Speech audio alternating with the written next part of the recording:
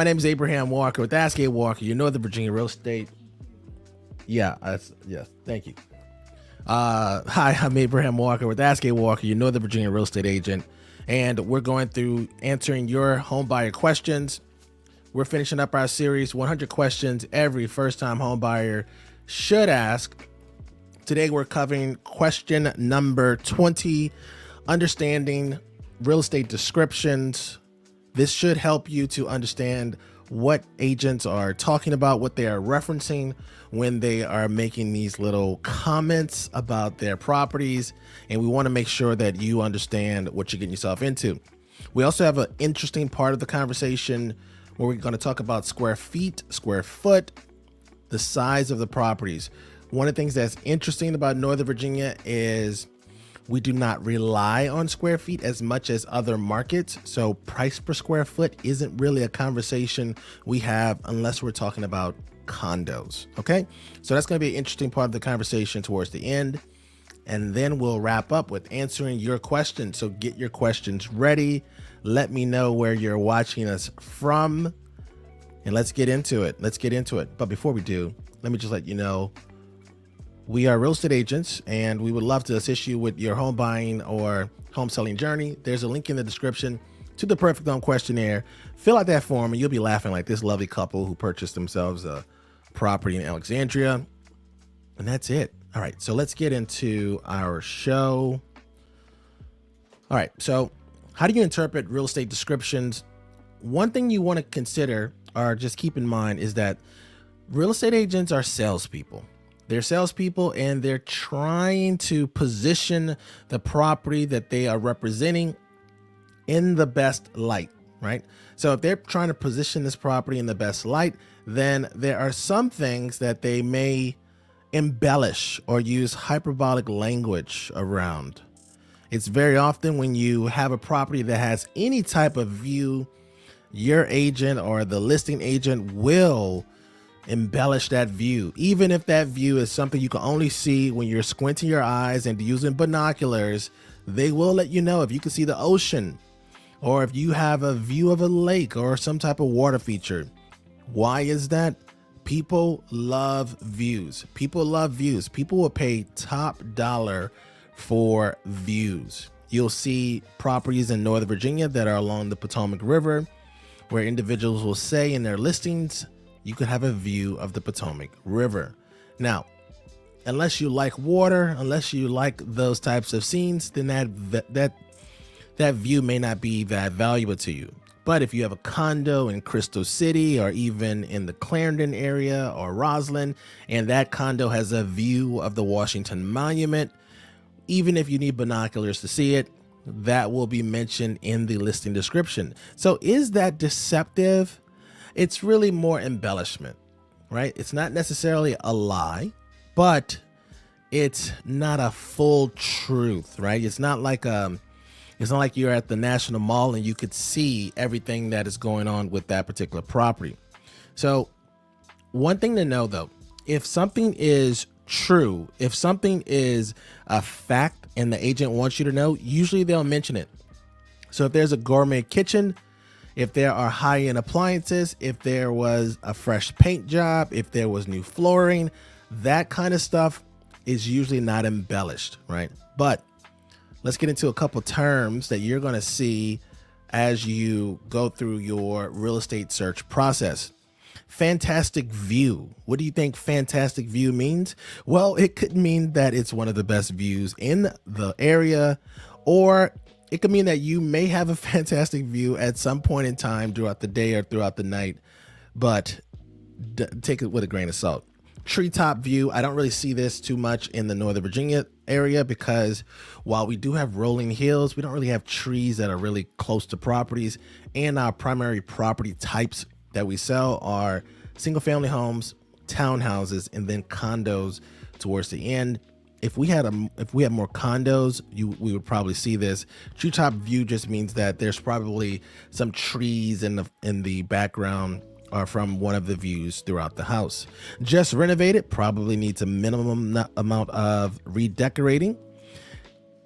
If the property, so one of the challenges that comes with having a seller decorate or renovate a property before we put it on the market is they will object to that idea because they don't want to improve the property to their taste.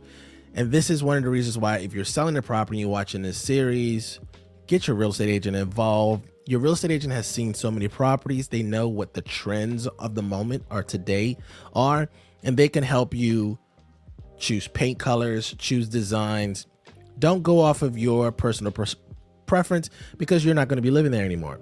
Now, moving condition. Moving condition is one of those tricky ones because moving condition could mean that the property is fully renovated or just renovated. Or it could mean that from the seller's perspective, you could move in and there's nothing that you would need to do. So you have to put your eyes on these properties regardless of what they market or advertise to you. Needs work, that could mean anything from there's a step missing at the front door or there's structural issues. You have to go and see the property. Handyman special, just close your eyes and imagine the worst case scenario. That will properly prepare you for what a handyman special is. What's really offensive though is that handymen can't really do a lot of large jobs. So we use handyman specials to cover something that really needs a whole lot of work. When you see as is condition in a property, in a property description, it usually doesn't mean that the property is in bad condition. It's usually a sign that the seller isn't interested in hearing any feedback about the property condition, and they want you to make an offer on what you see when you first see the property. So you usually have somebody who doesn't want you to do a home inspection with an intention to respond. If you do a home inspection on a as-is condition property, it's usually just one where you're going to either move forward with the property or you're going to cancel your contract. Next up, bright and sunny. This could either mean you get a lot of sunlight or they use bright paint. Dollhouse, we don't really see that too much because a lot of the properties that we're selling, again, single family homes, townhouses, they're not super small, right? So we don't get the dollhouse idea, which is usually an indication that a property is small. Oversized rooms. This is another one of those overused phrases that can mean anything, right? So owner's suite is usually a room that could fit a queen size bed comfortably with 2 nightstands. If that room could fit a king size bed and maybe like a little sofa or something like that, it's easier to see somebody using oversized room. Street parking. We don't really get this too much in Northern Virginia as far as describing what type of parking situation you have. In townhouse communities, you could either have off-street parking, which is going to be assigned. You can have street parking, which is just going to be on the street, or you can have a garage. Now, they may make they may be specific about like if you have a rear loading garage or a front loading garage, but we don't really see too much of that. Street parking is really going to be one of those phrases that's really for the city or even for like a city of Alexandria, our DC proper, right? So since Northern Virginia is more of a suburb, you're not going to really see that. Deeded parking spaces, we only see this in condominium development. That's so uncommon that you don't really have to worry about that. But if you do come across it, that just means that your parking space has your name on it. It's just not assigned to you. Round the clock security. This is another condo type of scenario or a security district. We don't really have too much of that in Northern Virginia, but that usually means that you have a doorman, newer mechanicals, newer roof. That usually means that anytime you see something that says newer and it doesn't say new, newer means within the last 5 years. When they say new, that's within the last year, right? So agents are going to make that distinction. They always use colorful language to say things without saying much. If it says needs a roof, you better believe that they must have had a leak, and thus they may not disclose where the leak is, but you want to go in knowing that you will have to replace that roof coming up. Last up, oversized lot. Oversized lot is a term that's usually used for end unit townhouses. End unit townhouses have this space on them. Let me see if I could draw this for you. Let's do a little drawing right now. Okay, so this is how townhouses work. So we have the interior units and then we have the exterior units, right, in the green, right? So the way in-unit townhouses work, the backyards all are about the same, right? But with the in-unit townhouse, there is this little bump out right here that you may see a lot of or a few of the in-unit townhouses capture, and they could say oversized lot because this backyard is actually over the size of a traditional townhouse space, right? All right, so let's talk about square footage, right? Now, with square footage, this is sometimes seen as a controversial topic in our market because Northern Virginia is unique in the sense that a lot of the properties that you're going to be looking at are going to have basements. And a lot of the advertisement or marketing that you're going to see is only going to market the living area. All right, so let's do another drawing for you. So let's take, this could be any property, single family home, townhouse, what have you, right? And so there is the main living area, right? There is the bedroom area, and then there is the basement, right? Even if this is above grade basement, this square footage is still going to be considered in your total square feet.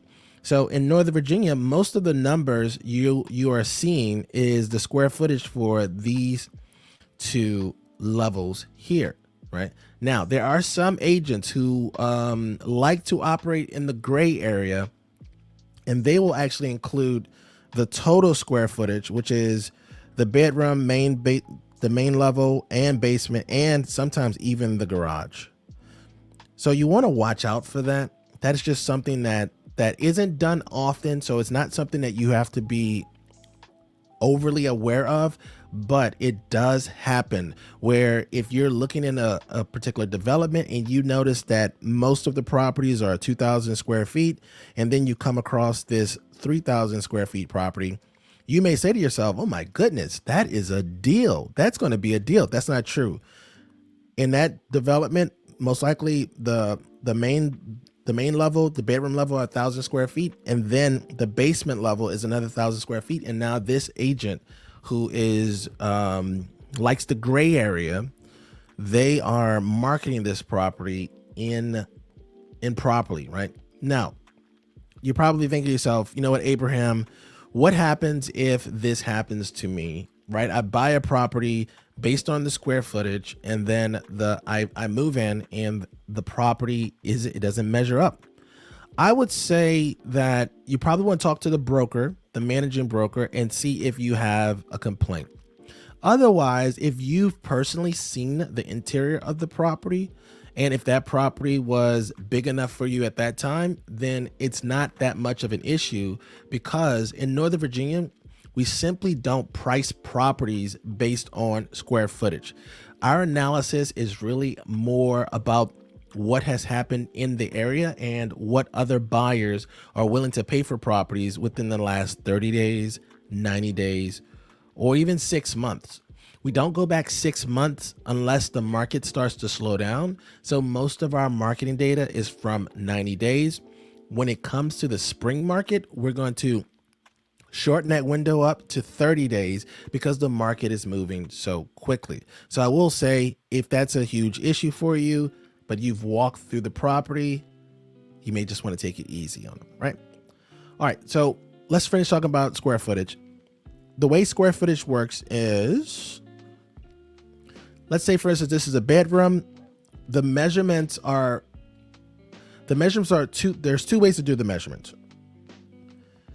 There is the way an architect would do the measurements, which would really be the exterior of the property. But most real estate agents, when they are providing you with measurements, even if they come from a floor plan company, the floor plan company isn't walking the exterior of the property. They're walking the interior of the property to come up with the square footage. That's why, especially in Northern Virginia, most of us, when we're using square footage, we don't even calculate it ourselves. We actually take that number from the tax assessor's website, and the assessor's office provides us all with the square footage, which is why there's a little bit more consistency, and you don't really see too much liability on real estate agents, because again, if we measure the property, put that number into the MLS, then we could be liable. A lot of agents don't want that liability. So we just use the numbers from the tax assessor's website. Now, if you see in a property description where an agent has gone out of their way to include additional square footage, that could be, the case could be that the basement was finished. So sometimes people, when they're buying properties, so let's go back to this example here. When people are buying properties from a builder, sometimes they will actually just complete the main level and the basement, the main level and the bedroom level. They'll just finish these two parts off. The basement will be left unfinished. It'll just be like a voided space. And this is usually tied to financing, right? So individuals don't want to increase the size of their loan. They want to keep their home a little bit more affordable, and they're not sure like how long they're going to keep the property. So they don't know if they really need to build out the basement. But when we see any type of square footage change, it's usually tied to the basement being finished. Again, your agent will be able to help you value that property, value that basement property properly by comparing it to other properties that have sold in the area with basements. All right, last up, when you're buying a property from a builder or a developer, or you got to watch the people who flip properties or they do a lot of renovations, they're always looking for square footage because there is a segment of our population, our buying population, who really are fixated on square feet. The way they embellish the square feet is they can include the crawl space, they can include the attic. They become very creative with this space. That's why we don't recommend that you use square footage to make any types of decisions. Okay, so that's it. That's question number 20. What do real estate agents mean with all these descriptions? Are they being deceitful? Not really. They're being more hyperbolic. They're just trying to get you into the door. So what most people don't know, with the real estate agent, our main job is to get you into the property. That's why we use those wide angle lenses to take those flattering photos of different properties. That's why we take sunset photos. That's why we take photos during the daytime versus the nighttime. There's all these things that agents do to get people into the property, which is one of the first parts of a listing agent's job. The listing agent's job is to properly position the property to get showings. Showings lead to offers. So keep that in mind. The next time you see a real estate description that says fantastic view, gorgeous renovation, move-in condition, all those words. All right, so let me know your questions. We're going to stay on until we answer all of your questions. Every question that you may have, we're going to get to. Oh, Kevin, thanks so much. Might be me, but no sound. No, that was me. That was a me thing. We're getting too fancy over here. So we got that fixed. Thank you so much. All right, let me know where you're watching from. Let me know your location and also why you get those questions ready for me. There's a link in the description to the Perfect Home Questionnaire. Fill out that form to start your real estate journey. Whether you're buying a home, selling a home, or investing in real estate, you'll be laughing and smiling like this couple here who purchased a property in the city of Alexandria. Did they purchase it? No, they purchased it in Alexandria, Fairfax County. Yeah. So let me know. Also, let me know what you think about this series. We talked to somebody today who's going to be signing up for our service, and they say that they enjoy the series. They enjoy the fact that they get a local's perspective, a professional to kind of walk them through one of the more popular home buying books on the market. And we thank them for that feedback. Let me know what you think about this series. What else would you like us to cover on this show? My goal is to go live every day for 100 days in a row. Working on my live streaming skills. Also, I just think that providing you all with real-time feedback is important. So we're going to cover a lot of questions in this book, but we're also going to do our market updates on the live stream. So usually we pull the numbers ourselves for the market for the previous month on the 5th of the month. So I'll probably start doing numbers analysis with you all on the 6th, 7th, and 8th, where we kind of go through different areas. We'll do Northern Virginia one day, then we'll do Fairfax County, because Fairfax County, they have so many transactions in Fairfax County, and then we'll probably cover Loudoun, Prince William County, and then possibly Arlington and Alexandria, City of Alexandria. The problem with Arlington and City of Alexandria is that there's so few transactions. It's almost like the same number of transactions that they have in some zip codes. That's how small, or that's how few transactions there are. All right, so let me know your questions. If we don't have any questions, then I'm going to have myself some dinner. I think I'm having some green beans with potatoes and something else. I don't know. I got to see what the missus made. Yeah, so I add a little light right over there. I got a little flashing light over there, trying to make this a little fancy for you all. Let's put on my favorite song. All right, get those questions ready.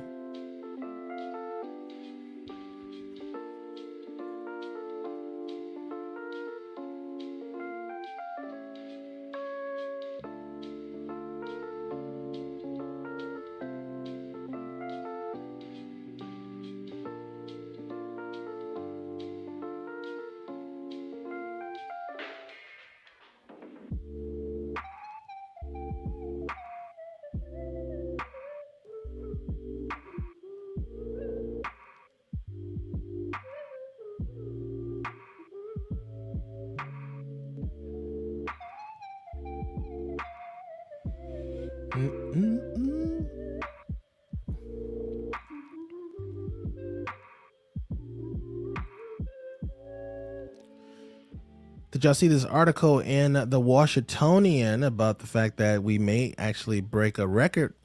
No snow this year, right?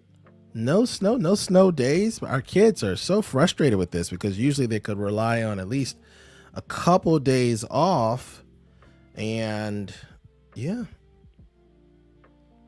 this is crazy. I kind of like the snow because it adds some texture and variety to the outdoors. So I'm a little sad that we're not getting any snow, but it looks like it was supposed to snow today, but it didn't snow today. And yeah, on average, look at the end of this article in the Washingtonian. On average, DC measures 13.7 total inches of snowfall each winter. I didn't know it was that much. Did you know it was that much if you're from this area? 13.7? Yeah. It says at the end, now that we've trudged through almost 2/3 of the season, it's unclear how many, if any, snow we'll get in Washington. Yeah, I like the snow. I mean, also the snow gives you a reason to have these big coats. I haven't had to wear my big coat but one time this year. I know some people are anti-coat, right? They would like to not be cold ever. But I like wearing a good coat every now and then. What are your thoughts? Post those questions. If we don't have any questions, then we'll call it a night. And I'll see you all on tomorrow.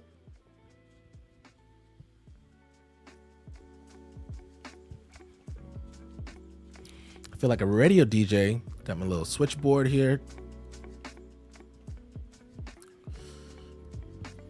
Let me know what you're thinking over there. Did you like tonight's show? Do you like this series? I know we have a couple people who watched the show later after it airs, so we thank those people for that. We're always looking for feedback. What's your location? Where you watching this from?